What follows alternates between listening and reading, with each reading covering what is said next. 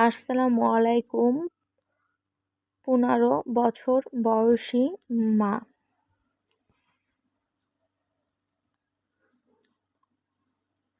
আমাকে ছেড়ে দিন প্লিজ। আমার সাথে এমনটা করবেন না। আমাকে যেতে দিন। আমি মায়ের কাছে যাব।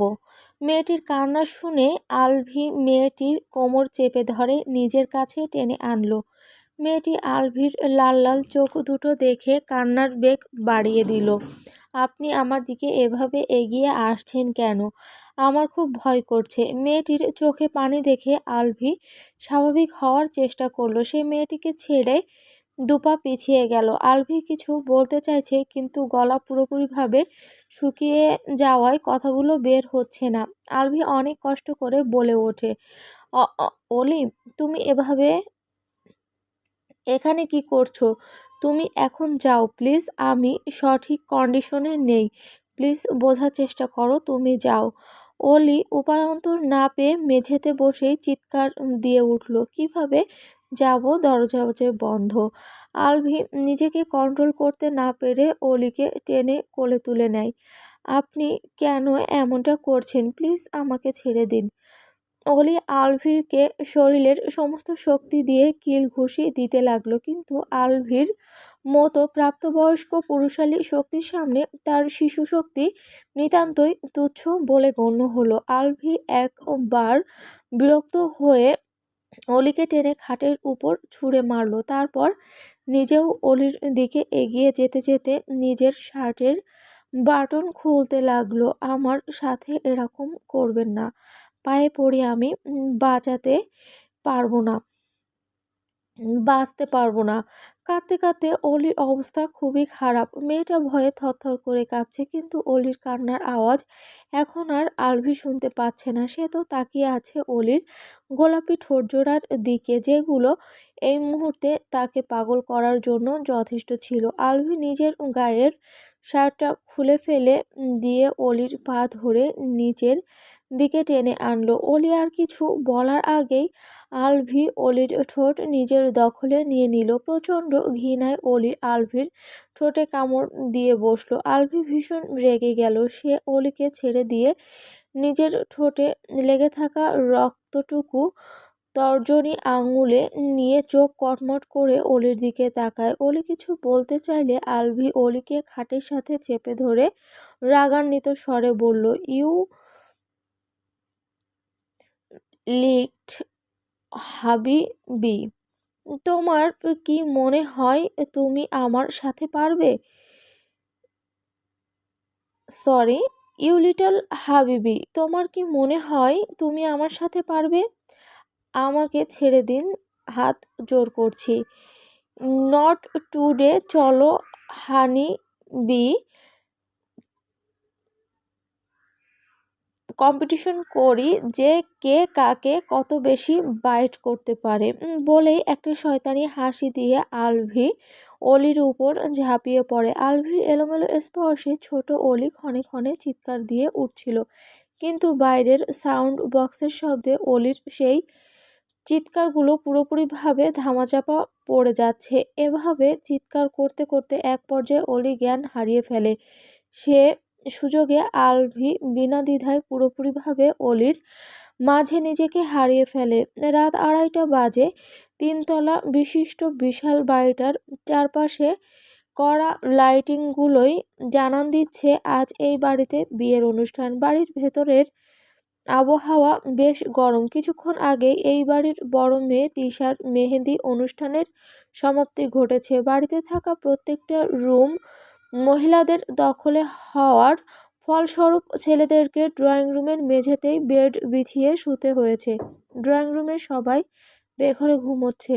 কারো নাক ডাকার শব্দ কানে পৌঁছাতেই অলি চোখ মেলে তাকায়। আশেপাশে তাকিয়ে বোঝার চেষ্টা করে যে সে এখন কোথায় আছে। অলি ডান পাশে ঘুরতে আলভির চেহারা দেখে চিৎকার দিতেই যাবে, কিন্তু সে নিজেকে সামলে নেয়। এই লোকটার ঘুম ভেঙে গেলে আবারও আমার সাথে খারাপ কাজ করবে ভাবতেই অলি কেঁদে ওঠে। অলি নিজের উপর থেকে আলভির হাতটা সরিয়ে উঠে বসতেই কম্ফোর্টারটা সরে যায়। অলি কান্না ভরা চোখে আশেপাশে তাকিয়ে নিজের জামাকাপড় খুঁজতে লাগলো। সে দেখলো সেগুলো নিচেই পড়ে আছে। অলি নিজের চোখ জোড়া মুছে একটা শ্বাস টেনে খাটের বাইরে পা রাখতেই সমস্ত শরীরে প্রচণ্ড ব্যথা অনুভব করে। সেসব সাইডে রেখে সে নিজের কাপড়গুলো তুলে নিল। দ্রুত হাতে কাপড়গুলো পরে আলভির দিকে শেষবারের মতো তাকিয়ে দরজার সামনে এসে দাঁড়ালো। সে দরজায় হাত দেওয়ার আগে আকস্মিকভাবে দরজাটা আপনা আপনি খুলে গেল। দরজার অন্য পাশে থাকা ব্যক্তিটাকে দেখে অলি প্রচণ্ড পরিমাণে ভয় পেয়ে যায়। সামনে থাকা ব্যক্তিটা অলিকে অকথ্য ভাষায় গালাগালি করে অলিকে টানতে টানতে কোথাও নিয়ে চলে যায়। অন্যদিকে আসমা বানুর ঘুম ভাঙতেই সে নিজের মেয়েকে খুঁজতে লাগলো। অন্য পাশে থাকা নিজের স্বামীর দিকে তাকিয়ে দেখলো সে বেঘুরে ঘুমোচ্ছে। আমার মেয়েটা কোথায় গেল? এখনো আসলো না কেন? গান বাজনা শেষ হয়েছে তো অনেকক্ষণ হয়ে গেল। মনে মনে কথাগুলো বলতে বলতে আসমা বানু খোলা দরজাটার দিকে তাকায়। কিছুক্ষণ ভাবনা চিন্তা করে দরজা দিয়ে বের হতেই অলি এসে তাকে জড়িয়ে ধরে। অলির এহেন কর্মকাণ্ডে আসমা বানু ঘাবড়ে যায়। কি হয়েছে মা? কোথায় ছিলে এতক্ষণ? অলির সবকিছু বলতে চাইলেও বলে উঠতে পারল না। উল্টো কান্না করতে লাগলো। আসমা বানু অলির মাথায় হাত বুলিয়ে দিয়ে বলে, কি হয়েছে অলি? কাঁদছিস কেন? কোথায় ছিলি তুই?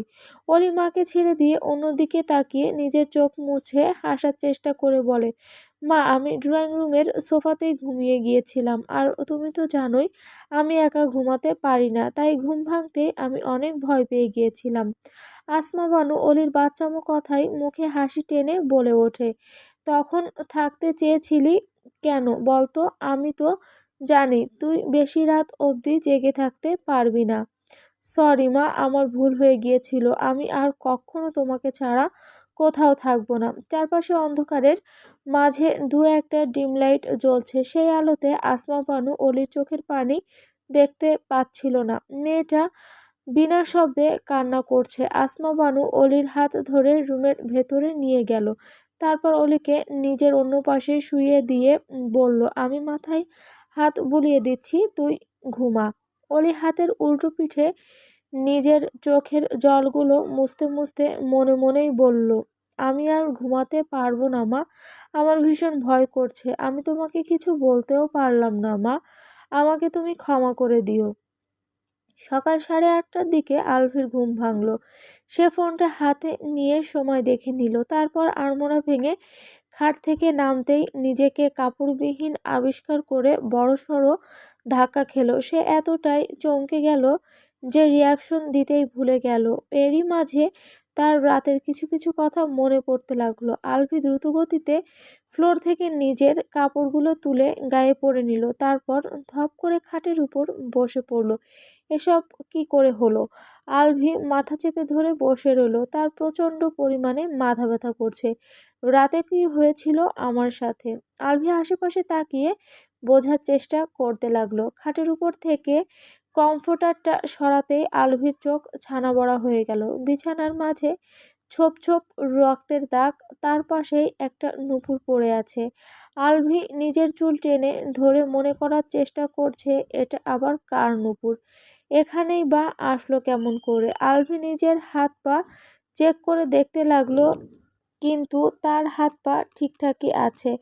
আমার তো কোথাও কেটে যায়নি, তাহলে তাহলে এত রক্তই বা কোথা থেকে আসলো? আলভি রেগে মেগে কমফোর্টারটা ছুঁড়ে ফেলে দিল। রাতে আমার সাথে একটা মেয়ে ছিল, সেই ব্যাপারে আমি শিওর, কিন্তু কে ছিল? আমার রাতে আর রাতে আমারই বা কি হয়েছিল? আমি কি করেছি মেয়েটার সাথে? আর কেনই বা করেছি? শিট, আমার কিছু মনে পড়ছে না কেন? আলভি বিরক্ত হয়ে খাটের উপর বসতেই তার মা শাহনাজ বেগম আলভির রুমে প্রবেশ করেন। তাকে দেখে আলভি তড়িঘড়ি করে রক্তের দাগগুলোর উপরেই বসে পড়ে।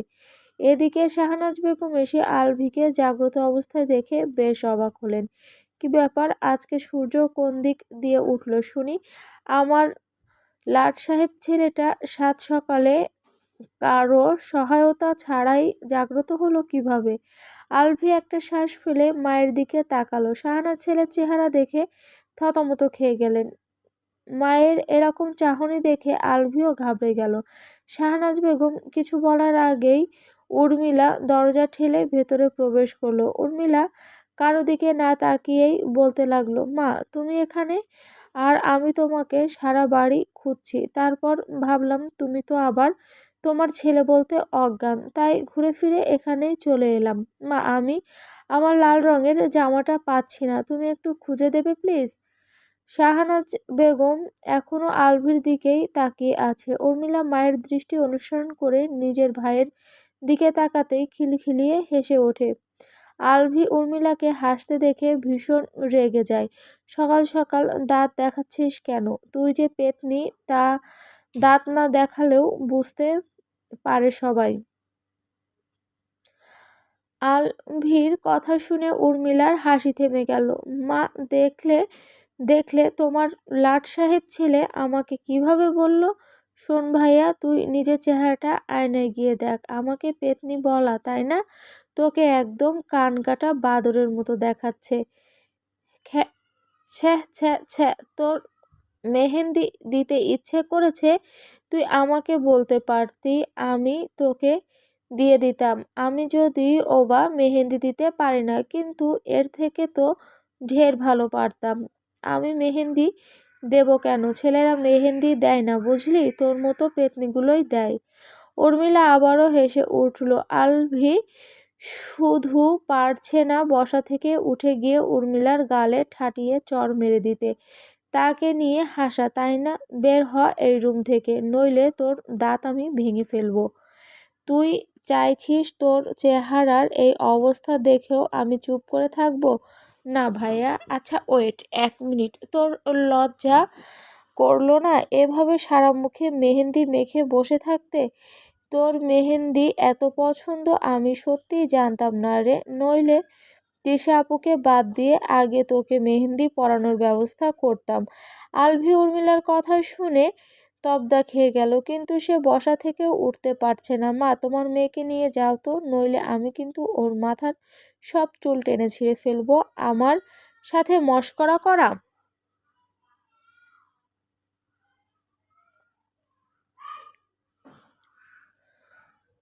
মা তোমার মেয়েকে নিয়ে যাও তো, নইলে আমি কিন্তু ওর মাথার সব চুল টেনে ছিঁড়ে ফেলবো। ওর সাথে আমার সাথে মশকরা করা? উর্মিলা কিছু বলতে যাবে তার আগে শাহনাজ বেগম উর্মিলাকে থামিয়ে দেয়। একদম চুপ, যা এখান থেকে। শাহনাজ বেগমের ধমক খেয়ে উর্মিলা হাসতে হাসতে রুম থেকে বেরিয়ে গেল।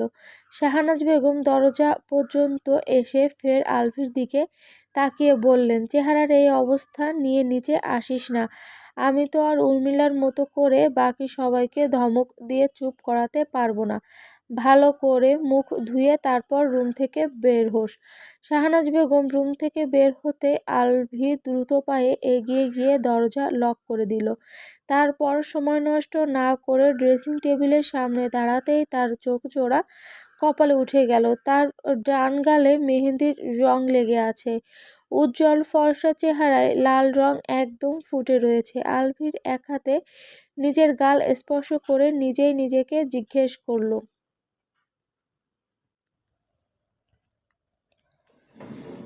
নিজেই নিজেকে জিজ্ঞেস করলো, আমার ডান গালে মেহেদি লাগলো কিভাবে? তার মানে যেই মেয়েটা রাতে এই রুমে ছিল তার হাতে মেহেন্দি ছিল। আমি কি করেছি মেয়েটার সাথে? ভাবতে আলভির গলা শুকিয়ে এলো। আমি কি করে একটা অপরিচিত মেয়ের সাথে কিছু করতে পারি? ওয়েট, রিফাত গেল কোথায়? আমার মনে আছে ওর দেওয়া ড্রিঙ্কসটা খাওয়ার পরেই আমার মাথা ঘোরাচ্ছিল। তারপর থেকে আমার আর কিছু মনে পড়ছে না। ওহ গড, ও আমার বন্ধু হয়ে আমার সাথে এরকমটা করতে পারলো? আলভি ঘুরে এসে প্রথমে বেডশিট তুলে নিল, তারপর লাগেজ থেকে কাপড় নিয়ে ওয়াশরুমে চলে গেল। আসমা বানু ঘুম থেকে উঠে পাশে অলিকে না দেখতে পেয়ে পুরো রুমে চোখ বোলালেন, কিন্তু অলি রুমে নেই। অন্য পাশে ফিরে নিজের স্বামীকে খুঁজলেন, কিন্তু তাকেও পেলেন না। আসমা বানু ঘড়ির দিকে তাকিয়ে চমকে গেলেন। আজকে সে এত বেলা পর্যন্ত ঘুমিয়েছে? আসমা বানু দ্রুত বিছানা ত্যাগ করলেন। অলির শরীর ভালো নেই, সারা শরীর ব্যথায় জর্জরিত। অলি ড্রয়িং রুমের এক কোণায় থাকা চেয়ারের উপর বসেছিল। তখনই তার খালাতো বোন ঈশা উর্মিলাকে নিয়ে অলির দিকে এগিয়ে গেল। ঈশা হচ্ছে তিশার বোন আর উর্মিলা হচ্ছে ঈশা আর তিশার ফুফুতো বোন, যার মানে আলভি তার মামাতো বোন তিশার বিয়ের উপলক্ষে মামার বাড়িতে এসেছে। ঈশা অলির গোমরা ফ্যাকাশে মুখটা দেখে একটু বিচলিত হলো। অলি মেয়েটা সব সময় হাসি খুশি থাকে, এক স্থানে এভাবে চুপচাপ বসে থাকার মতো মেয়েই না। ঈশার চাহনি দেখে অলি নিজের গায়ে পেঁচানো ওড়নাটা আরেকটু জড়িয়ে নিল।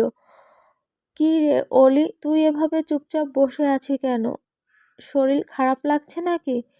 অলি জিভ দিয়ে নিজের ক্ষতবিক্ষত ঠোঁট জোড়া ভিজিয়ে বলল, এমনি আপু, ভালো লাগছে না কিছু, সেই জন্যই বসে আছি। উর্মিলা অলির ঠোঁটের ক্ষতগুলো লক্ষ্য করে বলল, অলি, তোমার ঠোঁটে কি হয়েছে? উর্মিলার কথা শুনে ঈশা অলির ঠোঁটের দিকে তাকাতেই অলি নিজের ঠোঁট কামড় দিয়ে আড়াল করে ফেলে। ঈশা চিন্তিত কণ্ঠে বলে, কি হয়েছে দেখি? অলি এদিক ওদিক তাকিয়ে বলে, আমি ওয়াশরুমে থাকা কলের সাথে ধাক্কা খেয়েছিলাম, তাই কেটে গেছে। তুমি চিন্তা করো না আপু। ঈশা আরও কিছু বলতে যাবে, তার আগে পেছন থেকে তার চাচাতো বোন সামিরা তাকে ডাক দেয়, তোরা এখানে দাঁড়িয়ে আছিস? তোদেরকে তিশার গায়ে হলুদের গয়না বানানোর জন্য ফুল আনতে পাঠিয়েছিলাম। ঈশা মিনমিনিয়ে বলল, সরি আপু, আমরা যাচ্ছি। ঈশা চট করে অলির হাত ধরল, চল অলি, তুইও আয়। অলি না বলতে চাইলেও পারল না, তাদের সাথে বাগানে চলে গেল। পুরো 1 ঘন্টা ধরে শাওয়ার নেওয়ার পর আলভি ওয়াশরুম থেকে বের হলো। হাতে থাকা কাপড়গুলো নিয়ে ব্যালকনিতে গিয়ে মেলে দিল। তারপর ড্রেসিং টেবিলের সামনে দাঁড়িয়ে নিজের চেহারা ভালো করে পরখ করে দেখলো, মেহেদির দাগগুলো এখন সামান্যই অবশিষ্ট আছে। আলভি হতাশ হলো, সে 1 ঘন্টা যাবৎ এটা তোলারই চেষ্টা করে গেছে। নিজের চেহারার অবস্থা দেখে আলভির খুবই খারাপ লাগছে। নিজের ঠোঁট দুটো পর্যন্ত সঠিক কন্ডিশনে নেই। আমি কি করব বুঝতে পারছি না। এতটা অসহায় জীবনেও লাগেনি। আমি কি করব? আমি যে আমার হানিবিকে ভালোবাসি, আমি তাকে ছাড়া অন্য কাউকে যেখানে কল্পনাও করতে পারছি না, সেখানে আমি কি করে একটা মেয়ের সাথে ইন্টিমেট হলাম? এই জীবনে যদি হানিবিকে না পাই তাহলে এই জীবনটা রাখবো না। তার আগে ওই রিফাতকে কুচি কুচি করে কেটে কুত্তাদের খাওয়াবো। আলভি নিজের পরনের গ্রে রঙের শার্টটার বাটনগুলো লক করে শার্টের হাতা কনুই পর্যন্ত ফোল্ড করলো। ফোনটা পকেটে নিয়ে রিফাতকে খোঁজার উদ্দেশ্যে রুম থেকে বেরিয়ে গেল। ড্রয়িং রুমে আসতেই শাহনাজ বেগম ছেলের দিকে এগিয়ে গেলেন। ইভি, ব্রেকফাস্ট করে নে বাবা। আলভি মায়ের দিকে তাকিয়ে জিজ্ঞেস করলো, রিফাত কোথায় মা? ও তোকে বলে যায়নি? আলভি ভুরু কুঁচকে তাকালো, কি বলে যাবে? শাহনাজ বেগম ডাইনিং রুমের দিকে যেতে যেতে বলেন, ও তো রাত 1:30 নাগাদই শহরে ফিরে গেছে, বলল ওর নাকি কি একটা গুরুত্বপূর্ণ কাজ পড়ে গেছে, সেই জন্যই তো ছেলেটা ওভাবে তড়িঘড়ি করে চলে গেল। মায়ের কথা শুনে আলভি প্রচণ্ড পরিমাণে রেগে গেল। সে রেগে মেগে সামনে তাকাতেই অলি, ঈশা আর উর্মিলাকে দেখতে পেল। মুহূর্তেই তার দৃষ্টি আটকে গেল গাঢ় সবুজ রঙের টপস স্কার্ট পরিহিতা মেয়ে অলির দিকে। অলির কানে একটা ডেইজি ফুল গোজা। অলি আলভিকে দেখেনি, সে তো ঈশার সাথে কথা বলতে ব্যস্ত। কিন্তু যখনই অলি আর আলভির দৃষ্টি মিলিত হলো, তখনই অলির হাত থেকে ফুলের ঝুড়িটা নিচে পড়ে গেল। অলি না চাইতেও কাঁপতে শুরু করলো। ঈশা বলে উঠল, এটা তুই কি করলি অলি? ফুলগুলো ফেলে দিলি? অলি মুখে কিছু না বলে ঈশার পেছনে লুকাতে লাগলো। অলির এহেন কর্মকাণ্ডে ঈশা, উর্মিলা আর আলভি তিনজনই অবাক হয়ে গেল। ঈশা অলির হাত টেনে ধরে অলিকে সামনে এনে বলল, অলি, ভয় পাচ্ছিস কেন? কালকেই না আলভি ভাইয়ার সাথে আপুর পরিচয় করিয়ে দিল। উর্মিলা হাসতে হাসতেই বলল, আমি শিওর যে অলি তারপরেও ভাইয়াকে দেখেই ভয় পাচ্ছে। উর্মিলার কথা শুনে আলভি চমকে তাকালো। আমি কি বাঘ না ভাল্লুক যে আমাকে দেখে ভয় পাবে? আশ্চর্য। উর্মিলা হাসির গতি বাড়িয়ে দিয়ে বলল, ভাইয়া তুই মুখটাকে এরকম করে রাখিস যে যে কেউই তোকে দেখলে ভয় পেয়ে যাবে। একটু হাসতেও তো পারিস নাকি? শুধু শুধু মেয়েটাকে ভয় দেখাচ্ছিস কেন? আলভি এবার অলির দিকে এগিয়ে গেল, ঈশার উদ্দেশ্যে বলল, দেখি শর্ত। ঈশা সরতে চাইলে অলি ঈশার পরনের ওড়না টেনে ধরে। অলির রিয়াকশন দেখে আলভি এবার পুরোপুরিভাবে শিওর হলো যে অলি তাকে দেখেই ভয় পাচ্ছে। ভয়ে মেয়েটার চেহারা রক্তিম বর্ণ ধারণ করেছে, সেই সাথে চোখ দুটোও অশ্রুকণা জমেছে। আলভি অসহায় চোখে অলির দিকে তাকালো। আলভি অলিকে ভালোবাসে। অলির চোখে থাকা তার প্রতি এই ভয়টা আলভির মেনে নিতে পারছে না। অলি, আমাকে দেখে ভয় পাচ্ছ? আলভি পুরো কথা শেষ করার আগেই অলি তাকে পাশ কাটিয়ে সিঁড়ি বেয়ে উপরে উঠতে লাগলো। আলভি অলির দিকে তাকাতেই দেখলো অলি নিজের পরনের স্কার্ট হালকা উঁচু করে সিঁড়ি বেয়ে উপরে উঠছে। তখনই আলভির নজর অলির পায়ের উপর পড়ল। সে দেখলো অলির বাম পা ফাঁকা, শুধু ডান পায়ে নুপুর আছে। আলভির মুখ থেকে আপনা আপনি বেরিয়ে এলো, shit. Alvir, Tasnim Mirza, I think you fucked up. এভাবে অলিকে চলে যেতে দেখে ঈশাও অলির পিছু পিছু চলে গেল। অগত্যা উর্মিলাকে নিচে পড়ে থাকা ফুলগুলো তুলতে হয়। আলভির ভাবনার মাঝেই তার ফোনে একটা মেসেজ আসে। আলভির ফোনটা হাতে নিয়ে মেসেজটা দেখা মাত্রই তার চোয়াল শক্ত হয়ে যায়। মেসেজ, কিরে বন্ধু, রাত কেমন কাটলো? হা হা হা, ধন্যবাদ দিতে হবে না তো, বল এখনো মেয়েটার প্রতি তোর ফিলিংস কাজ করছে তো? সো ওর মতো থার্ড ক্লাস মেয়েটা একবার বেড পর্যন্তই ঠিক আছে, কিন্তু তুই তো সেটা মানতেই চাচ্ছিলি না। কি বলেছিলি তুই? যে অলির দিকে কেউ তাকালে তুই নাকি তার চোখ তুলে নিবি, হাত বাড়ালে হাত কেটে ফেলবি। তো এখন নিজের চোখ তোল আর হাত কাট। মেয়েদের দিকে না তাকিয়ে এতদিন নিজেকে বেশ মহান মনে করছিস, এখন নিজেই বুঝবি যে ওর মতো মেয়েরা আসলেই একবার ইউজ করার জিনিস। মেসেজটা পড়েই আলভির সেই নাম্বারে কল দিল, কিন্তু নাম্বারটা বন্ধ। আলভি রেগে মেগে ফোনটায় ছুঁড়ে মারল। অলির বাবা লিয়াকত হুসাইন কাজের লোকের সাথে বাজারে ব্যাগগুলো রান্নাঘরে দিয়ে আসার উদ্দেশ্যে ড্রয়িং রুম পেরিয়ে রান্নাঘরের দিকে যাচ্ছিলেন। তখনই আলভির ছুঁড়ে মারা ফোনটা দুর্ঘটনাবশত ছিটকে গিয়ে লিয়াকত হোসেনের মাথা বরাবর লাগলো। আহ!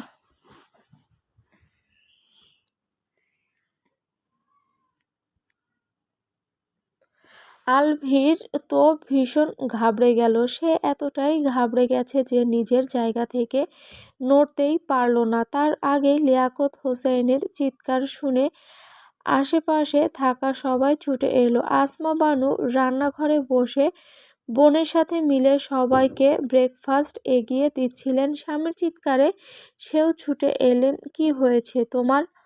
লিয়াকত হোসাইন মাথায় হাত দিয়ে নিচেই বসে পড়লেন। উপস্থিত সবাই আলভির দিকে জিজ্ঞাসু দৃষ্টি নিক্ষেপ করলো। আলভি বেচারা ঘাবড়ে গিয়ে পুরাই ঘেমে গেছে। তিশার মা আমেনা খাতুন আলভিকে জিজ্ঞেস করলেন, আলভি বাবা, ভাইয়া ব্যথা পেলেন কিভাবে? শাহনাজ বেগম এক প্রকার তেড়ে এসেই বললেন, ভাবি, আপনি আমার ছেলেকে কেন জিজ্ঞেস করেছেন?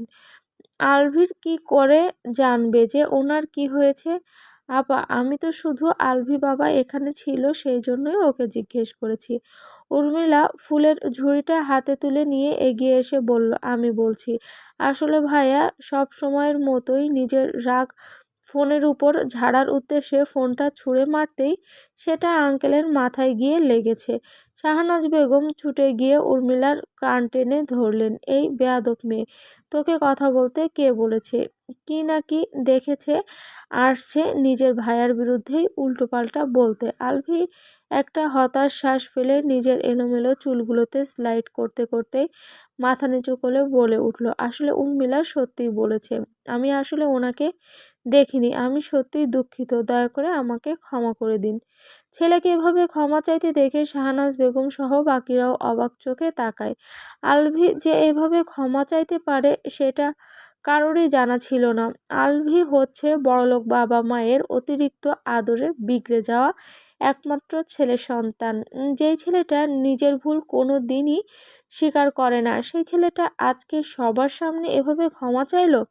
শাহনাজ বেগম এগিয়ে এসে ছেলের কপালে হাত রেখে তাপমাত্রা চেক করতে লাগলেন। আলভি বিরক্তি স্বরে বলল, মা আমি ঠিক আছি, সবার সামনে এরকম করো না।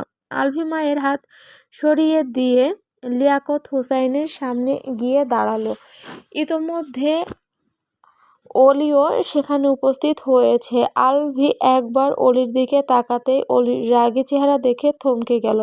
আলভিকে তাকাতে দেখে অলি ঈশার পিছনে লুকিয়ে পড়ল।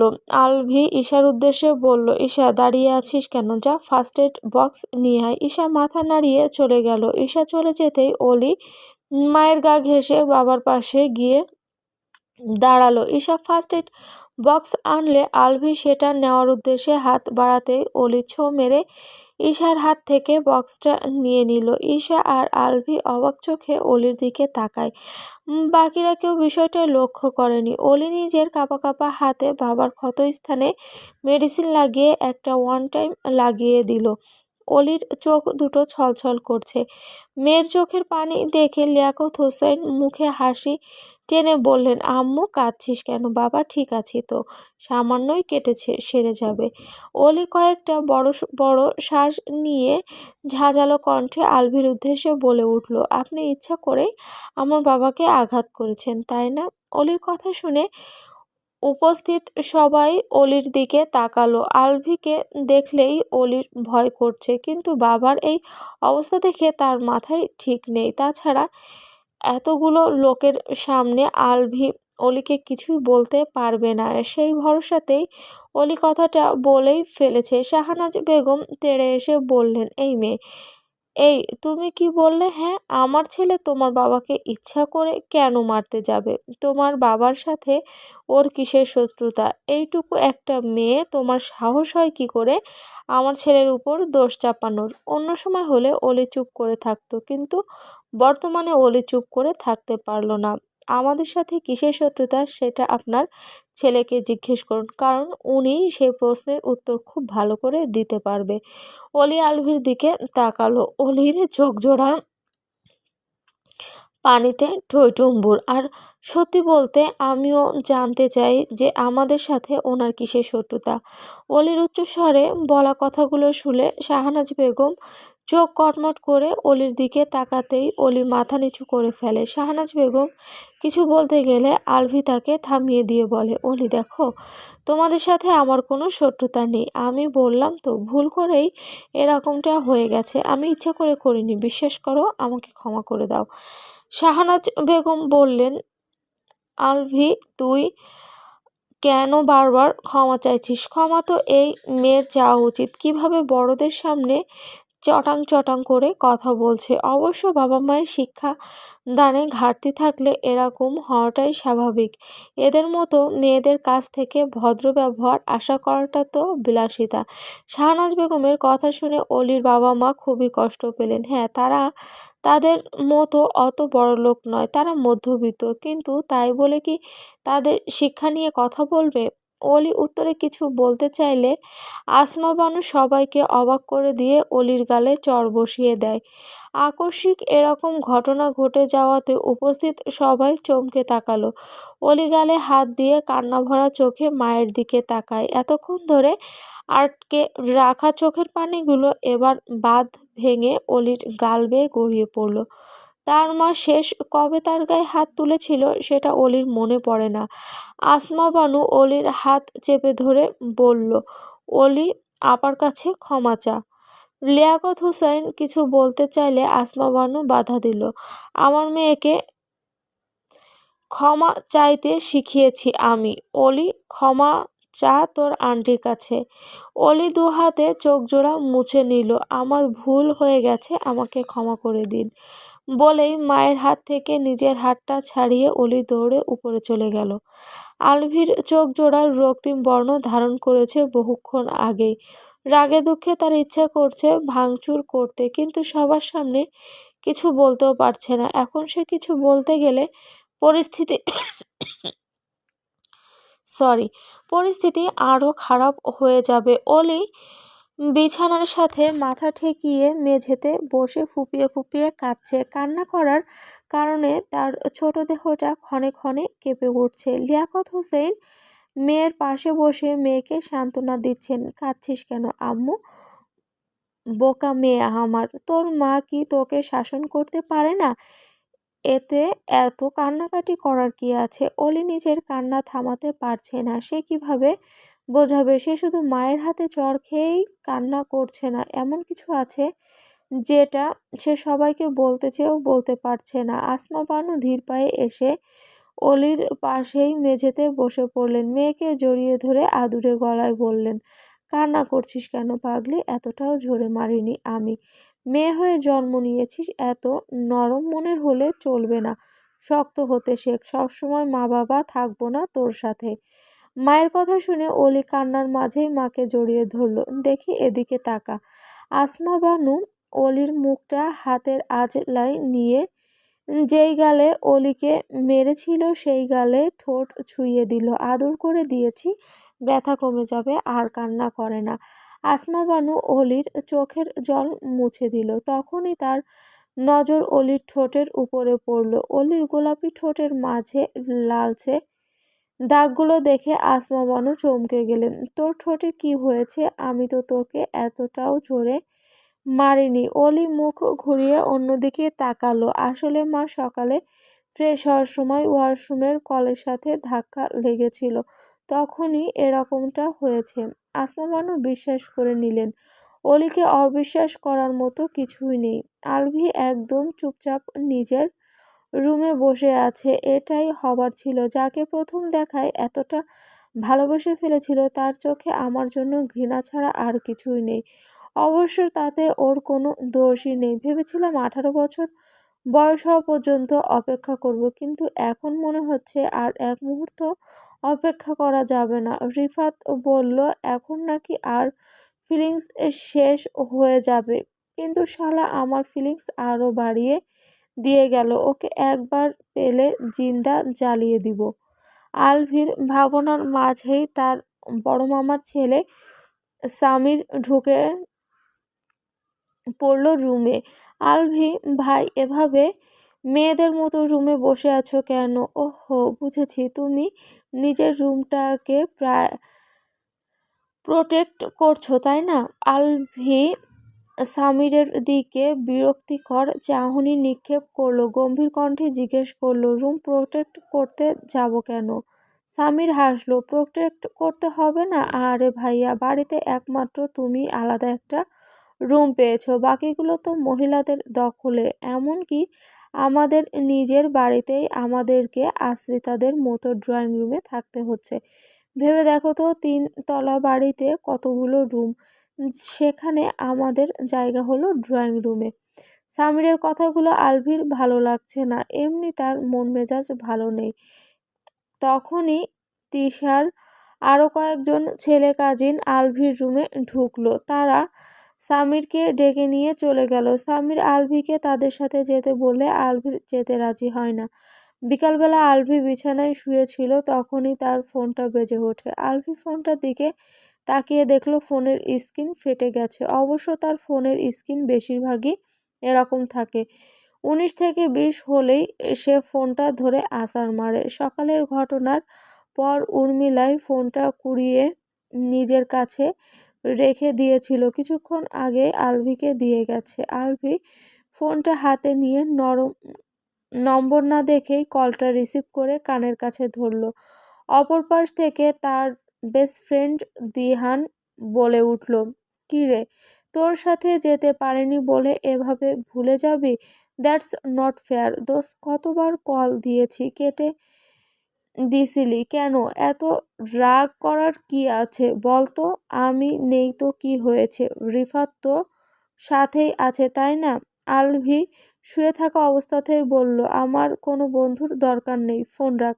বলে দিহানকে কিছু বলার সুযোগ না দিয়ে আলভি নিজেই কল কেটে দিল। অন্যদিকে দিহান কিছুই বুঝলো না। সে তো আলভির মামাবাড়িতে যাওয়ার উদ্দেশ্যে ইতোমধ্যেই বাসে উঠেছে। দিহান ব্যাপারটা বোঝার জন্য রিফাতকে কল দিল, কিন্তু রিফাতের ফোন সকাল থেকেই নট রিচেবল বলছে। দিহান একটা শ্বাস ফেলে বাসের সিটেই মাথা এলিয়ে দিয়ে মনে মনে বলল, কি জাদু করেছো উর্মিলা, আমারে সারাদিন শুধু তোমাকেই দেখতে ইচ্ছে করে। আই অ্যাম কামিং রাগিনী।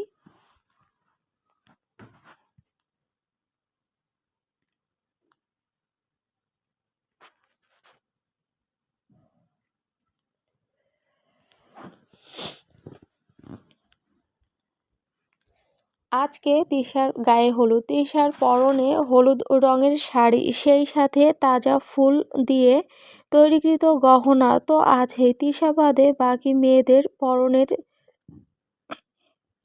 শাড়ির রং লাল। আসমা বানু রান্নাঘরে বসে নিজের বোনের সাথে হাতে হাতে কাজকর্ম এগিয়ে দিচ্ছেন। অলি নিজেদের রুমের খাটের এক কোণে বসে আছে। তার সামনে শাড়িসহ বাকি প্রয়োজনীয় জিনিসপত্র ছড়িয়ে ছিটিয়ে আছে। অলি ঘাপটি মেরে বসে আছে। মেয়েটি যেন সবার অগোচরে ধীরে ধীরে জড় বস্তুতে পরিণত হচ্ছে। খাওয়া দাওয়াও ঠিকঠাক মতো করতে পারছে না। আসমা বানুও অলির দিকে ততটা খেয়াল দিতে পারছে না, যার ফলস্বরূপ অলির মনের মাঝে অদ্ভুত অদ্ভুত খেয়াল আসছে। এই যেমন এখন অলি বারবার সিলিং ফ্যানের দিকে তাকাচ্ছে। আমার কি সত্যি বেঁচে থাকা উচিত? অলি মাথা ঝাঁকিয়ে পুনরায় হাঁটুতে মুখ গুজল। অন্যদিকে আলভি সন্ধ্যার পর থেকেই অলির সাথে কথা বলার সুযোগ খুঁজছে, কিন্তু বাড়ি ভর্তি লোকেদের মাঝে সেই সুযোগ হয়ে উঠছে না। আলভি বুঝতে পারছে তাকে অলির সাথে কথা বলার পরই একটা সিদ্ধান্ত নিতে হবে। এভাবে চুপচাপ বসে থেকে সময় নষ্ট করার কোনো মানেই হয় না। অলি বাচ্চা মেয়ে, এসবের মাঝে সে কতটা মানসিক অশান্তিতে আছে ভাবতেই আলভির অনুশোচনা আরও বেড়ে যায়। আলভি উকিঝুঁকি মেরে দেখলো অলি রুমে একাই হাঁটুতে মুখ গুজে বসে আছে। সে রুমে ঢুকতে যাবে তার আগেই দেখতে পায় অপর পাশ থেকে ঈশা আর উর্মিলা এদিকে আসছে। আলভি তড়িৎ গতিতে উল্টো ঘুরে চলে যায়। ঈশা আর উর্মিলা রুমে এসে অলিকে বসে থাকতে দেখে সেদিকে এগিয়ে যায়। অলির কোমরের নিচ অবধি ছড়িয়ে থাকা চুলগুলো আজ বাঁধন ছাড়া, এলোমেলো। অন্য সময় অলি চুলগুলোকে খুবই যত্ন করে বেঁধে রাখে। ঈশা কখনোই এলোমেলো থাকতে দেখেনি। তবে হঠাৎ কি হলো মেয়েটার? ঈশা অলির মাথায় হাত রাখতেই অলি মুখ তুলে তাকালো। অলির মুখটা দেখে ঈশা থমকে গেল। অলির মুখটা আজকে অন্যদিনের তুলনায় বড্ড বেশি মায়াবী লাগছে। ঈশাকে দেখা মাত্রই অলির নিজের গায়ের ওড়না ঠিক করতে লাগলো। কি হয়েছে বনু, তুই কেন এভাবে বসে আছিস? বল না আমাকে, তোর কি হয়েছে? উর্মিলা অলির সামনে বসে বলে উঠল, অলি, তুমি সকালের ব্যাপারটার জন্যই মন খারাপ করে আছো তাই না? প্লিজ তুমি মন খারাপ করো না। দেখলে তো মা আমার সাথেই কেমন ব্যবহার করছিল। আসলে আমার মা ভাইয়াকে খুব ভালোবাসে, তাই সব সময় নিজের ছেলের পক্ষই নেয়। তার সামনে তো ভাইয়ার সাথে মজাও করা যায় না, তাহলেই তেড়ে আসে, কান মলে দেয়, আর নয়তো ধমকে ধমকে একাকার করে দেয়। আমার তো মাঝে মাঝে মনেই হয় যে আমাকে তারা কুড়িয়ে এনেছিল। যদিও বাবা আমাকে বেশি ভালোবাসে। বাবা কালকে আসবে, তখন আমি মায়ের নামে বাবার কাছে নালিশ করব। তাদের দুজনের কথায় অলি কোনো প্রকার রেসপন্স করলো না, শুধু এক দৃষ্টিতে সামনের দিকে তাকিয়ে রইল। ঈশা বলে উঠল, অলি, কথা বলছিস না কেন? উর্মিলা চিন্তিত কণ্ঠে বলে উঠল, ওর মনে হয় শরীর ভালো নেই। ঈশা, তুই বরং ওর মাকে ডেকে আন যা। ঈশা মাথা নাড়িয়ে যাওয়ার জন্য ঘুরতেই অলি বলে ওঠে, তোমরা বাইরে অপেক্ষা করো, আমি 10 মিনিটে রেডি হয়ে বের হচ্ছি। ঈশা জিজ্ঞেস করলো, তুই শাড়ি পরতে পারবি? হুম, আমি শাড়ি পরতে পারি। ঈশা কথা বাড়ালো না, এমনিতেই দেরি হয়ে গেছে। আচ্ছা, আমরা বাইরেই অপেক্ষা করছি, তুই তাড়াতাড়ি রেডি হয়ে নে। ঈশা আর উর্মিলা বাইরে বের হতেই অলি দরজা লাগিয়ে দিল, তারপর শাড়িটা নিয়ে পরতে লাগলো। সে নিজের গায়ের ওড়নাটা সরিয়ে ঘাড়ে আর গলায় থাকা কামড়ের দাগগুলোতে বেশি করে ফাউন্ডেশন মেখে নিল। তার দৃষ্টি নির্লিপ্ত, যেন সব কিছু স্বাভাবিকই আছে। অলি মনে মনেই বলল, আমি চাই না আমার নেওয়া একটা ভুল সিদ্ধান্তের জন্য আমার বাবা মাকে লোকেরা আজে বাজে কথা বলার সুযোগ পেয়ে যাক। আমাকে বেঁচে থাকতে হবে, নিজের বাবা মায়ের জন্য বেঁচে থাকতে হবে। অলি চোখে কাজল পরে নিল। সে যদিও সচরাচর লিপস্টিক ইউজ করে না, তবে ঠোঁটের দাগগুলো লুকানোর জন্য অলি ঠোঁটে গাঢ় লাল রঙের লিপস্টিক দিল। চুলগুলোকে পিঠের উপরেই ছড়িয়ে রাখলো। আজকে সে চুল বাঁধবে না। এদিকে আলভির দাঁড়িয়ে থাকতে থাকতে পা ব্যথা করছে। না, এভাবে আর দাঁড়িয়ে থাকা যাচ্ছে না। কিছু একটা কর আলভি, কিছু একটা কর। পেয়েছি ভাবতে আলভির একটা বড় শ্বাস নিল। স্বভাবতই এক হাত প্যান্টের পকেটে দিয়ে ঈশা আর উর্মিলার দিকে এগিয়ে গেল। তোরা এখানে দাঁড়িয়ে আছিস, আর ওদিকে ফাংশনের ওখানে সবাই তোদেরকে খোঁজাখুঁজি করছে। ঈশা আর উর্মিলা একবার আলভির দিকে তাকিয়ে তারপর একে অপরের দিকে তাকালো। আলভির কিছু একটা ভেবে বলে ওঠে, ওখানে সবাই চকলেট দেওয়া হচ্ছে, তাই তোদেরকে খুঁজছে। আর একটু দেরি করে গেলে আমার মনে হয় না যে তোদের ভাগ্যে চকলেট জুটবে। আলভির কথা শুনে ঈশা আর উর্মিলা এক মুহূর্ত না ভেবে ছুট লাগালো। আলভির একটা ঢোক গিলে বড়সড় শ্বাস নিল। নার্ভাসনেসের ঠেলায় কিছুক্ষণ ঘাড় আর কান চুলকাতে লাগলো। এদিক সেদিক তাকিয়ে দরজায় নক করতে যাবে, তার আগে দরজা খুলে যায়। আলভি রুমের বাইরে পা রাখা মাত্রই অলি রুমের বাইরে পা রাখা মাত্রই শক্তপোক্ত কিছু একটার সাথে ধাক্কা খেলো। ভুরু কুঁচকে মাথা উঁচু করতেই আলভিকে দেখে অলি সাথে সাথেই দুপা পিছিয়ে যায়। অলি কিছু বুঝে ওঠার আগে আলভি রুমে ঢুকে অলিকে ঘুরিয়ে দরজার সাথেই চেপে ধরে। অলি চিৎকার দেওয়ার উদ্দেশ্যে মুখ খুলতে আলভি উপায়ন্তর না পেয়ে অলির মুখ চেপে ধরে। অলি ডাগর ডাগর নয়নে আলভির দিকে তাকিয়ে আছে। আলভি এক হাতে দরজাটা লক করে অলির দিকে তাকালো। অলির চোখে পানি দেখে আলভির কেমন যেন পাগল পাগল লাগছে। অলি আলভিকে এত কাছ থেকে দেখে তার গত রাতের কথা মনে পড়ছে। আলভি কিছু বলতে যাবে, তার আগে অলি নিজের হাত দ্বারা আলভির বুকে কিল ঘুষি মারতে লাগলো। আলভি একটা হতাশার শ্বাস ফেলে অন্য হাত দ্বারা অলির দুহাত চেপে ধরল। হানিবি, আমাকে আঘাত করতে চাইলে তোমাকে নিজের হাত ব্যবহার করতে হবে না, বুঝলে? তোমার চোখের এক ফোঁটা জল আমাকে 100 বার মেরে ফেলার ক্ষমতা রাখে। অলি ছটফট করতে লাগলো। তবে আলভির মতো সুঠাম দেহের অধিকারী পুরুষের সাথে তার না পেরে ওঠাটাই স্বাভাবিক। লোকটার সামনে তার নিজেকে নিতান্তই দুগ্ধপোষ্য শিশু মনে হচ্ছে। আলভি অসহায় কণ্ঠে বলল, আমাকে কথা বলার সুযোগ দাও প্লিজ। অলি তাও ছটফট করেই যাচ্ছে। আলভি এবার প্রচণ্ড বিরক্ত হয়ে গেল। হানিবি, কেন এরকম করছো? আমাকে দেখে ভয় পেও না প্লিজ। আমি তোমার সাথে ইচ্ছা করে কিছুই করিনি। বোঝার চেষ্টা করো, আমি যা কিছু করেছি সবটাই ভুল করে করেছি। সব কিছুই অনাকাঙ্ক্ষিতভাবে হয়ে গেছে। আমাকে ক্ষমা করে দাও প্লিজ। আমি জানি আমি ক্ষমা পাওয়ার যোগ্য নই, তবুও বলছি, শোনো, আমি তোমাকে বিয়ে করতেও প্রস্তুত আছি। তুমি শুধু একবার হ্যাঁ বলে দাও, আমি সবাইকে ম্যানেজ করব। আলভির কথা শুনে অলির চোখ বেয়ে পানি গড়িয়ে পড়ল। অলিকে কাঁদতে দেখে আলভি দ্রুত গতিতে অলিকে ছেড়ে দিয়ে একটু দূরে সরে দাঁড়ায়। অলি ছাড়া পাওয়া মাত্রই নিজের চোখ জোড়া মুছে নেয়। তারপর আলভিকে চমকে দিয়ে অলি হেসে ওঠে। অলি হাসছে, কিন্তু আলভি বুঝতে পারছে যে অলি অতিরিক্ত ক্রোধে বশবর্তী হয়েই এভাবে হাসছে। আপনি বললেন যে সবটাই নাকি আপনি ভুল করে করেছেন, কিন্তু আমি তো বলছি সবকিছু আপনার আগে থেকেই প্ল্যান করা ছিল। আপনি একটা খারাপ লোক।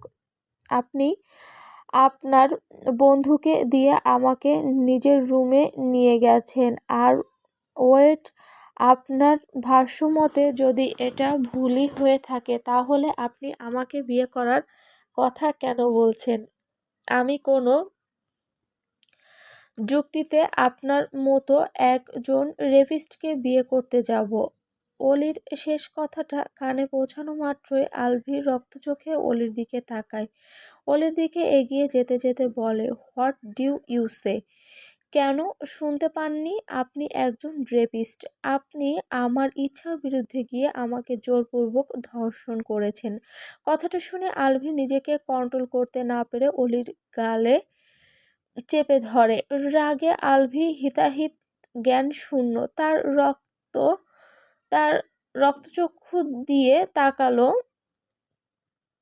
তার শক্ত চিবুক দৃশ্যমান।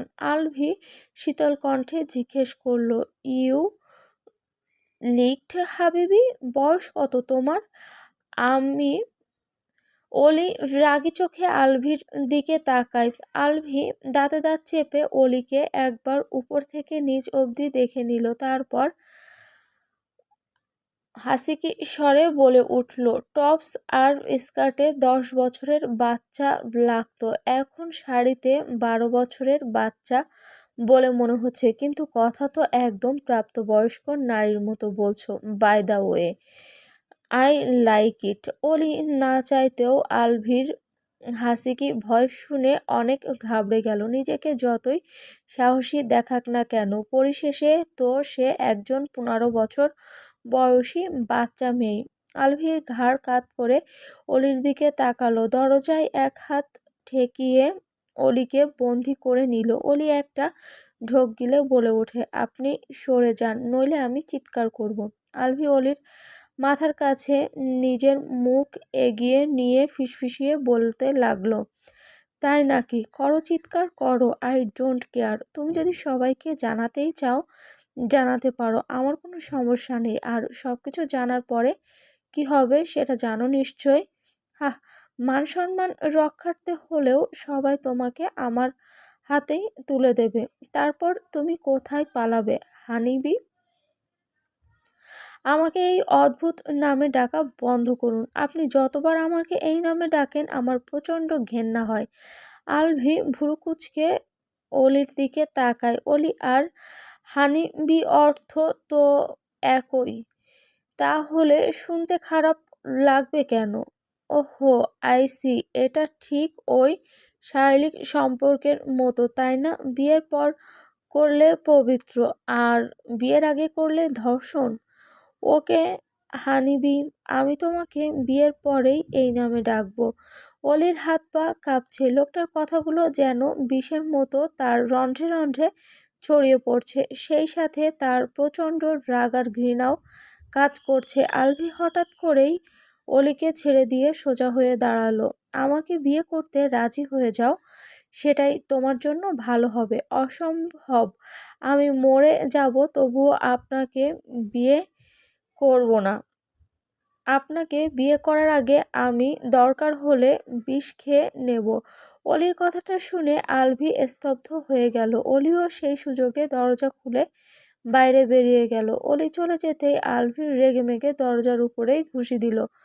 বাড়ির বাগানের পুরোটা অংশ ঘিরে গায়ে হলুদের ফাংশনের জন্য ডেকোরেট করা হয়েছে। ঈশা আর উর্মিলা চকলেট পাওয়ার উদ্দেশ্যে এসে নিরাশ হলো। উর্মিলা বলে ওঠে, ভাইয়া আমাদের সাথে প্রাঙ্ক করেছে রে।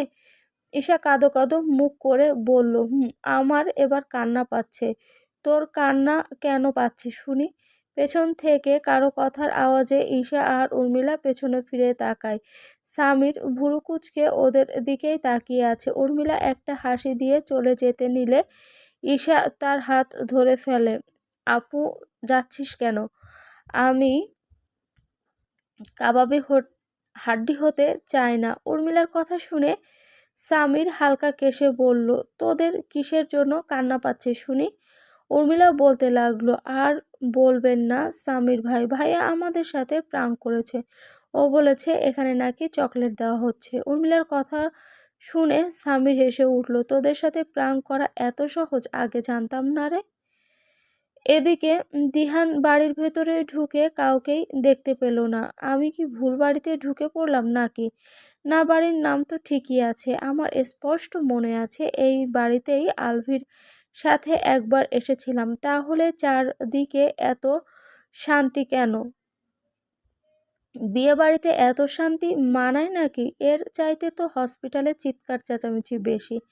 দিহানের ভাবনার মাঝেই আসমা বানু ড্রয়িং রুমে আসেন। দিহানকে দেখে সে এগিয়ে গেলেন। আপনি কাউকে খুঁজছেন? দিহান ভদ্রতার খাতিরে সালাম দিয়ে বলল, হ্যাঁ, আসলে আমি আলভির বন্ধু। এটা ওর মামার বাড়ি না? আসমা বানু এভিন নামটা শুনে চিনতে পারলেন না। আমি তো এই বাড়ির অতিথি, তাই সবার নাম আমি জানি না। আপনি বসুন, আমি আমার বোনকে ডেকে দিচ্ছি।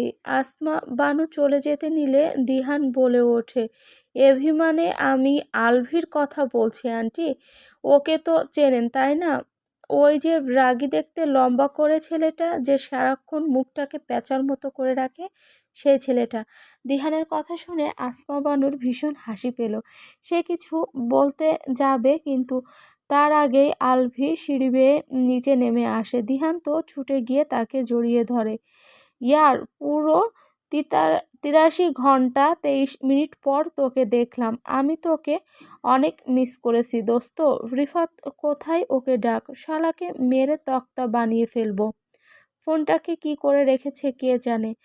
আলভির মুখে কিছু না বলে দিহানকে সরিয়ে দিল। দিহান ভুরু কুঁচকে তাকালো। তোর মুখটা সবসময় এমন না করে রাখলেও তো পারিস। আলভির কিছু বলতে চাইলে আসমা বানুর জন্য বলতে পারে না। এমনকি সকাল বেলার ঘটনার জন্য আলভি অনুতপ্ত। নিজেকে তাদের সামনে আরও খারাপ বানাতে চাইছে না। আলভির উল্টো দিকে ঘুরে উপরে চলে যায়। দিহানও আলভির পিছু পিছু চলে যায়। অলি স্টেজের সামনে গিয়ে দাঁড়াতেই ঈশা, উর্মিলা আর সামিরা তার পাশে এসে দাঁড়ায়। সামিরা অলিকে দেখে বলে, অলি, তোমার ঠোঁটের লিপস্টিক লেপ্টে গেছে। সামিরার কথা শুনে অলি নিজের ঠোঁটে হাত দেয়। তার মনে পড়ে আলভি তার মুখ চেপে ধরেছিল, তখনই হয়তো লিপস্টিকটা লেপ্টে গেছে।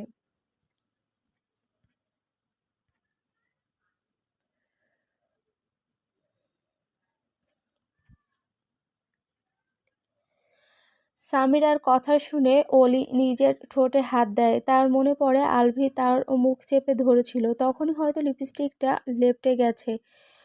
অলি নিজের লিপস্টিক ঠিক করতে লাগলে ঈশা নিজের থেকেই কাপড় দিয়ে সেটা ঠিক করে দেয়। সামিরা আবারও বলে ওঠে, অলিকে সব অবস্থাতেই সুন্দর লাগে। লিপস্টিক লেপ্টে যাওয়ার পরেও কত কিউট লাগছিল। আমার তো এখনই ভয় হচ্ছে অলির বিয়ের সময় না জানি ওর জন্য ছেলেদের কত বড় লাইন লাগবে। অলির ফ্যালফ্যাল চোখে সামিরার দিকে তাকালো। এসব বলো না সামিরা আপু, আমি কখনো বিয়েই করব না।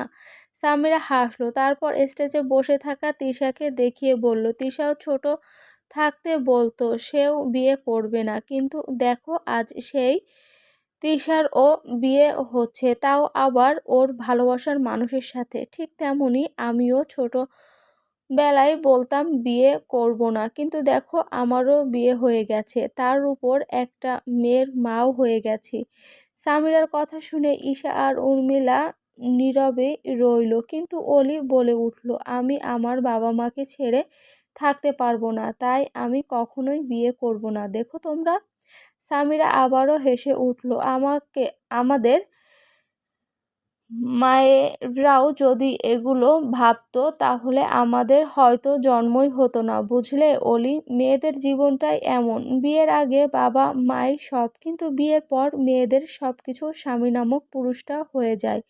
ঈশা বলে, সামিরা আপু বাদ দাও, অলি ছোট, এখন এত কিছু না বুঝলেও চলবে। কথাগুলো শুধু আমি অলিকেই বলিনি, তোকেও বলেছি। আমার তো মনে হচ্ছে অলির চাইতে তুই বেশি অবুঝ ঈশা। অলিকে তো বোঝানোর মতো কেউ নেই, কিন্তু তোর তো আছে, তুই কেন তার কথা বুঝতে পারছিস না?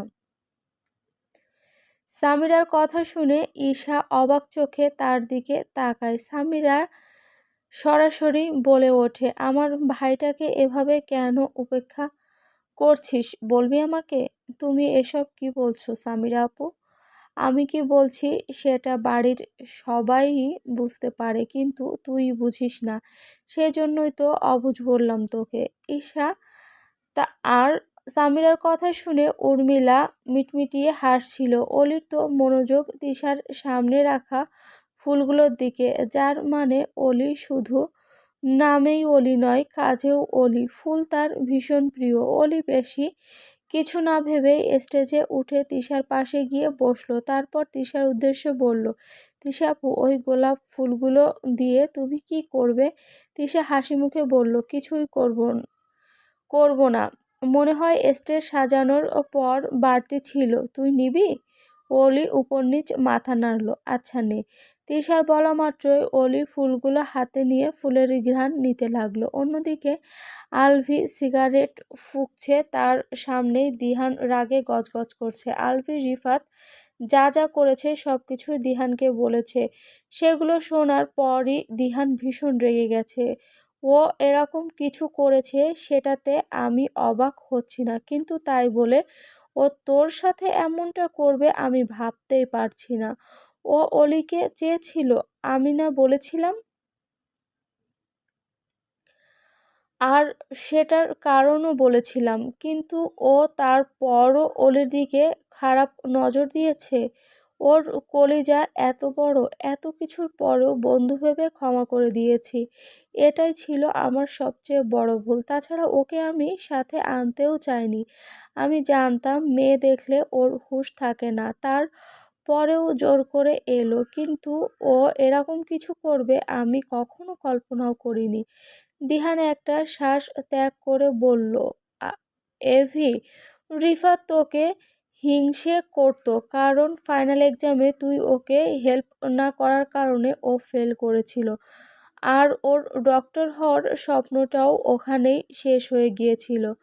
অজুহাত দিস না দিহান, ও যেটা করেছে সেটার জন্য আমি কখনোই ওকে ক্ষমা করতে পারবো না। আর সেই সময় আমি ওকে হেল্প করিনি, কারণ ডক্টর নিজের যোগ্যতায় হতে হয়। মানুষের জীবন ছেলে খেলা নয় যে যেমন খুশি তেমন করে এমবিবিএস ডিগ্রি অর্জন করে ডক্টর উপাধি নিয়ে বের হয়ে অসুস্থ মানুষের ট্রিট করবে। ওকে আমি আগেই বলে দিয়েছিলাম যে সুযোগ থাকলেও আমি কোনোভাবেই ওকে হেল্প করতে পারবো না। রিফাত সেটা মানতে পারেনি। তারপর তো তুই জানিসই যে এক্সামে ফেল করার পর ওর গার্লফ্রেন্ডও ওকে ছেড়ে চলে গিয়েছিল। এসব কিছুর পরেই তো ও মেয়েদেরকে শুধু খেলনাই মনে করে। শালা, তাই বলে ও আমার সাথে এরকমটা করবে? ওর গার্লফ্রেন্ডকে কি আমি যেতে বলেছিলাম, নাকি আমার সাথে পালিয়েছিল? দিহান সাহস জুগিয়ে বলল, ওর গার্লফ্রেন্ড ওর চাইতে তোকে বেশি পছন্দ করতো এভি। চুপ কর, ভালো লাগছে না। ও এসবের মাঝে অলিকে কেন টেনে আনলো? ও কি দোষ করেছে? দিহান শ্বাস ফেলে বলল, আমি একবারও বলিনি যে রিফাত ঠিক করেছে। আমার তো ওর কথা ভাবতেও ঘৃণা করছে। আমার জাস্ট ইচ্ছা করছে ওকে গলা টিপে মেরে ফেলতে। তাহলে ভাব আমার কেমন লাগছে। আচ্ছা, তুই বা কিরকম একটা বাচ্চা মেয়ের প্রতি তোর ফিলিংস কাজ করছে কেমনে? এত এত মেয়েদের রিজেক্ট করে শেষমেশ কিনা একটা বাচ্চা মেয়ের প্রেমে পড়লি? আলভি সিগারেট শেষে টান দিয়ে অবশিষ্ট অংশটা ডাস্টবিনে ফেললো। আমি জানি না কিভাবে কি হয়েছে, তবে ওকে প্রথম দেখেই আমি ওর প্রেমে পড়ে গেছি। আর গত রাতের ঘটনার পর তো আমি ওকে ছাড়া কিছু ভাবতেই পারছি না। যেহেতু তুই মেয়েটাকে ভালোবেসেই ফেলেছিস, তাহলে এত চিন্তার কি আছে? তোর বাবা মাকে বলে বিয়ের প্রস্তাব পাঠা। দিহানের কথা শুনে আলভির মাথা গরম হয়ে গেল। অলির বলা কথাগুলো আবারও তার মনে পড়ে গেল। ও আমাকে বলে দিয়েছে আমাকে বিয়ে করবে না, আর সেই সাথে আমাকে আরো অনেক উল্টোপাল্টা কথাও বলেছে। আরে বাচ্চা মেয়ে, ওর কথা ধরে বসে থাকিস না।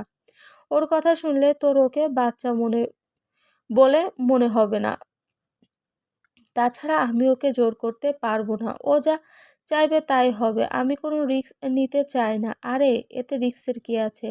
আলভি একটা শ্বাস ফেলে নিজের সিল্কি চুলগুলো টেনে ধরে চোখ বুজলো, তারপর গম্ভীর স্বরে বলে উঠল, ও বলেছে আমার মতো রেপিস্টকে বিয়ে করার আগে ও দরকার হলে বিষ খেয়ে মরে যাবে। কথাটা শুনে দিহান বড়সড় একটা ধাক্কা খেলো। বাচ্চা মেয়েটা তোকে এগুলো বলেছে? ওহ মাই গড!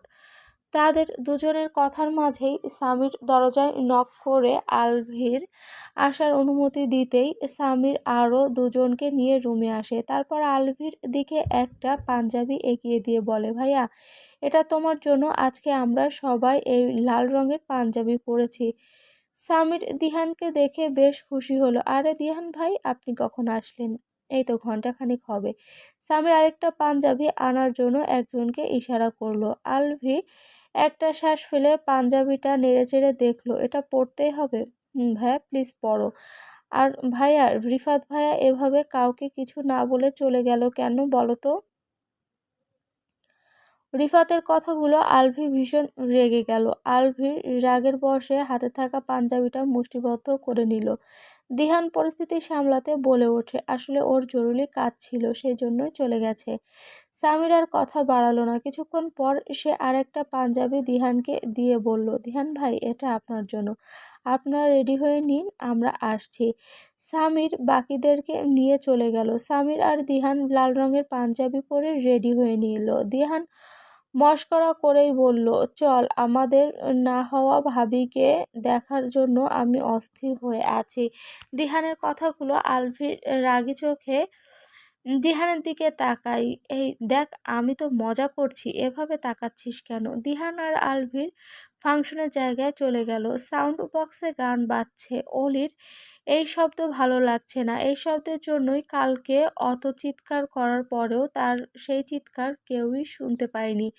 রাত 11টা বাজতেই সবাই এক এক করে তিশার গায়ে হলুদ ছোঁয়ালো। আলভির তো শুধু শুরু থেকে শেষ অবধি অলির দিকেই তাকিয়েছিল। অলিকে শাড়িতে খুব সুন্দর লাগছে। সে এই ফিলিংস গুলোকে আস্তে আস্তে ঘৃণা করতে শুরু করেছে। একটা বাচ্চা মেয়ের প্রতি এই ধরনের ফিলিংস আসা মোটেও যুক্তিযুক্ত নয়।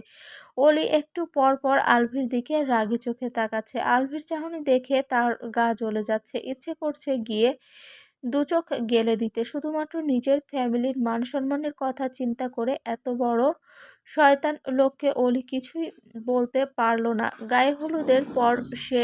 হতেই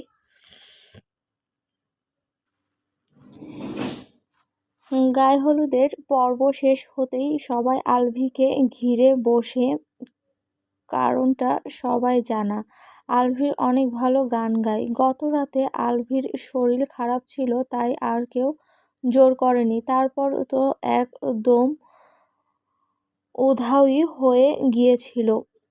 রিফাত অবশ্য বলেছিল যে আলভির শরীর খারাপ, সে রেস্ট নিচ্ছে আর তাকে বিরক্ত করতেও নিষেধ করেছে। ভাইয়া তাড়াতাড়ি গান শুনিয়ে দাও, তাহলে আমরাও তাড়াতাড়ি তোমাকে ছেড়ে দিব।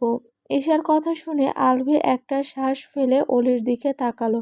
অলি তিশার পাশের নির্লিপ্ত ভঙ্গিতে বসে আছে। উর্মিলা বলে উঠল, কি হলো ভাইয়া, একটা গান শুনিয়েই দাও। তোমরা চাইলে আমি গান গেয়ে শোনাতেই পারি। দিহানের কথাগুলো শুনে উর্মিলা সহ বাকি সবাই দিহানের দিকে তাকায়। সামির বলে ওঠে, আপনিও গান গাইতে পারেন ভাই? উর্মিলা মুখ বাঁকিয়ে বলল, পারে তো, ষাঁড়ের মতো চিল্লাতে পারে। শুনুন, আপনি গান গাইতে পারলেও আমরা আপনার গান শুনতে পারবো না। আর আপনি এসেছেন কেন সেটাই তো বুঝতে পারছি না। ডাক্তার মানুষ, যান গিয়ে বরং রোগীকে কোলে নিয়ে বসে থাকুন।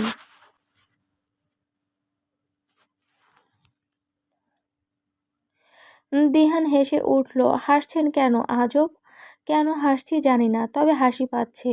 ঈশা ওদের দুজনের কে থামানোর উদ্দেশ্যে বলে ওঠে, তোমরা চুপ করো প্লিজ, ভাইয়া এখন গান গাইবে। সবাই একসাথে আলভির দিকে তাকালো, কিন্তু আলভি তো এখনো তার হানিবিকেই দেখতে ব্যস্ত। দিহান আলভির বাহু ধরে ঝাঁকিয়ে বলে, গান গেয়ে উদ্ধার কর, জার্নি করে এসেছি, ঘুম পাচ্ছে। আলভি একটা শ্বাস ফেলে বলল, আমি গান টান গাইতে পারি না, ভুলে গেছি। এমনি মন মেজাজ ভালো নেই, আমি নিজের রুমে গেলাম, তোরা এনজয় কর, গুড নাইট। আলভির চলে যেতেই অলি গিয়ে ঈশার পাশে বসলো। এতক্ষণ আলভি ছিল বলেই সে দূরে তিশার কাছে বসেছিল। আলভির পেছনে ফিরে অলিকে ঈশার কাছে বসতে দেখে উল্টো ঘুরে নিজের রুমে চলে গেল।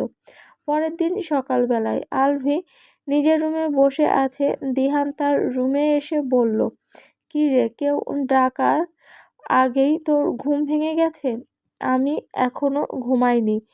আলভির কথা শুনে দিহান চমকে তাকালো, দেখলো আলভির চোখ লাল হয়ে আছে। দিহান আলভির সামনে বসে চিন্তিত কণ্ঠে জিজ্ঞেস করলো, কি হয়েছে তোর? রাতে আমি যখন তোর সাথে ঘুমাতে চাইলাম তখন তুই বললি যে তুই নাকি বেড শেয়ার করতে ঘুমাতে পারিস না, এসব বলে আমাকে বের করে দিলি। তারপরেও কেন ঘুমাতে পারিসনি? ভালো লাগছে না, ওলিকে ছাড়া কিচ্ছু ভাবতে পারছি না। I think she is getting on my nerve. Dihan Alvir পরিস্থিতি বুঝতে পারল। সেও এক সময় এই রকম পরিস্থিতিতে পড়েছিল, যদিও এখনো মাঝে মাঝে তার এরকমটা হয়। উর্মিলার সাথে কথা না হলেই সে পাগল প্রায় হয়ে যায়। গত 2 দিন উর্মিলার সাথে কথা না হওয়াতে সে কিভাবে ছিল সেটা শুধুমাত্র সেই জানে। যদিও উর্মিলা তাকে শুধুমাত্র নিজের বন্ধু মনে করেই কথা বলে, আর দিহানও এখনো অবধি তাকে প্রপোজ করতে পারেনি। দিহান কিছু বলতে চাইলে আলভি তাকে থামিয়ে দিয়ে বলে, কিছু বলিস না, যা এখন থেকে। দিহান উঠে বেরিয়ে গেল। দুপুরের দিকে তিশার বিয়ের বরযাত্রী আসলো। তারপর সমস্ত নিয়মকানুন মেনে তিশার বিয়ে হয়ে গেল। তিশার বিদায়ের সময় তিশার মা আমেনা খাতুন কাঁদতে কাঁদতে জ্ঞান হারালেন। তাকে নিয়েই সবাই ব্যস্ত হয়ে পড়ল। অলির কান্নাকাটি দেখতে ভালো লাগছে না, তাই সে সবার অগোচরে ছাদে এসে দাঁড়ালো। তখনই হঠাৎ করে আলভি অলির পাশে এসে দাঁড়ায়। আলভিকে দেখে অলির মেজাজ খারাপ হয়ে যায়। সে উল্টো দিকে ঘুরে চলে যেতে নিলে আলভি অলির হাত ধরে অলিকে নিজের কাছে টেনে নেয়। কি করছেন? ছাড়ুন আমাকে, আপনার সাহস অতিরিক্ত, আপনি এত কিছুর পরেও আমাকে স্পর্শ করছেন। আলভি অলির দিকে বিরক্তিকর চাহনি নিক্ষেপ করলো। চুপচাপ দাঁড়ালে স্পর্শ করব না, নড়াচড়া করলেই তোমাকে স্পর্শ করতে বাধ্য হব। অলির মেজাজ বিগড়ে গেল। সে আলভির থেকে নিজের হাত ছাড়ানোর চেষ্টা করতে লাগলো। বৃথা চেষ্টা করে এনার্জি ওয়েস্ট করো না, হাত ছাড়াতে পারবে না। তার চাইতে 5টা মিনিট স্থির হয়ে দাঁড়াও, আমি তোমাকে দেখব, আর কিছু কথা বলবো, তারপর তোমাকে যেতে দেব। প্রমিস। আমি আপনার কোনো কথা শুনতে চাই না, আপনার চেহারা দেখলেও আমার বমি আসে। অলির কথা শুনে আলভি অলিকে রেলিংয়ের সাথে চেপে ধরল। হ্যালো বন্ধুরা, পরবর্তী পার্ট খুব তাড়াতাড়ি আসবে, তো সবাই অপেক্ষায় থাকো। আর চ্যানেলটি যারা এখনও সাবস্ক্রাইব করনি তারা পরবর্তী পার্ট দেখার জন্য চ্যানেলটি সাবস্ক্রাইব করে রেখো। ধন্যবাদ সবাইকে।